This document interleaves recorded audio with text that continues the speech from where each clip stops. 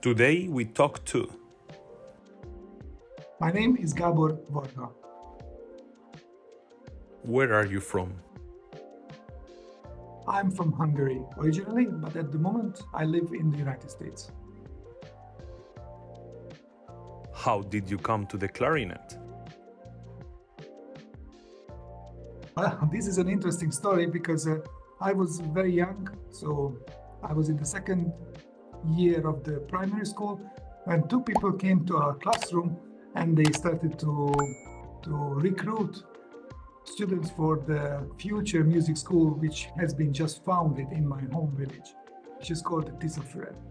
And I was immediately very much interested to go to the music school. So I decided early March or something like that in the springtime, when there will be the application date, I will go to the music school.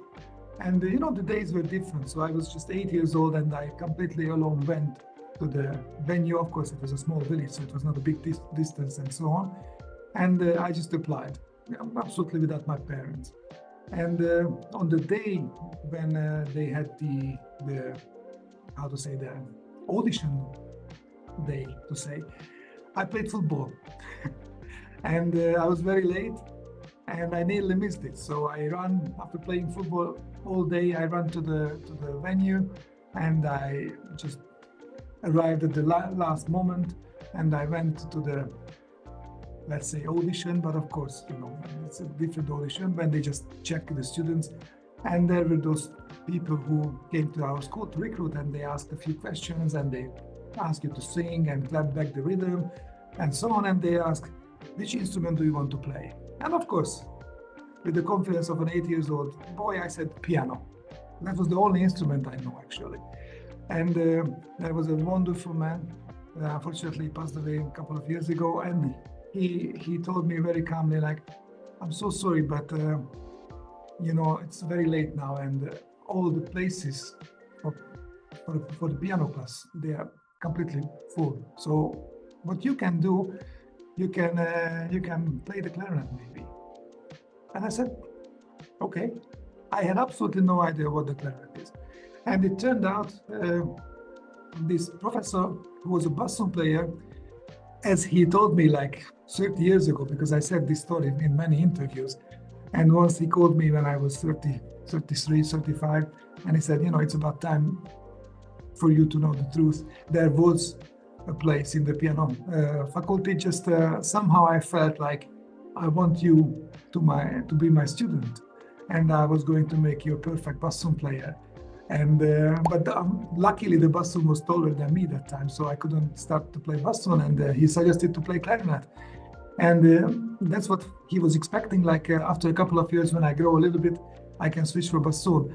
But unfortunately for him, the clarinet went unexpectedly well, so he decided not to turn me into a bassoon player, and I stayed with the clarinet. What is never missing in your clarinet case?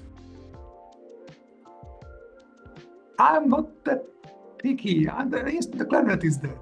And I usually have one mouthpiece, very rarely maybe two mouthpieces, one ligature, maybe two ligatures. My clarinet case is basically empty. There is no such a thing. Oh, if you ask my backpack, well, there is always one book, mobile charger, and of course, the musics. I'm not taking iPads and these kind of things. Maybe just a book. Any advice that someone gave you and changed your life? I have to say I was really very lucky because from a very young age, of course, after when you decide I'm going to be a football player, I'm going to be an astronaut or something, but when you grow up a little bit, I already had the clarinet, and for me it was obvious from age 10 I was going to be a professional clarinet player. I never ever wanted to be anything else during my young ages. And later when I became a professional player and I had already a nice job and everything, and I was nearly 30, then I was thinking like, oh, maybe I should switch profession. But it was just playing with the words, so it was not serious. Advice which really has changed my life, I don't remember, but I do remember a couple of people who had a really big impact on my life, and they were role models in my life, and that's why that's why I wanted to be a musician. And especially this first professor who I mentioned, let's say his name Miklós Kőmíves, who was a bassoon player. He was such a wonderful man and such an interesting character, and he had such a artistic and personal liberty, and he was really a wonderful person. And maybe I would say each word what he was saying when I studied with him was kind of a sentence or advice what changed my life. Once, just to say, he always said, like, it's not enough to be better than the others if you want to be successful in the life. You have to be much better, so people who doesn't know you can recognize your qualities, and in that case it will be always easier in your life to move forward.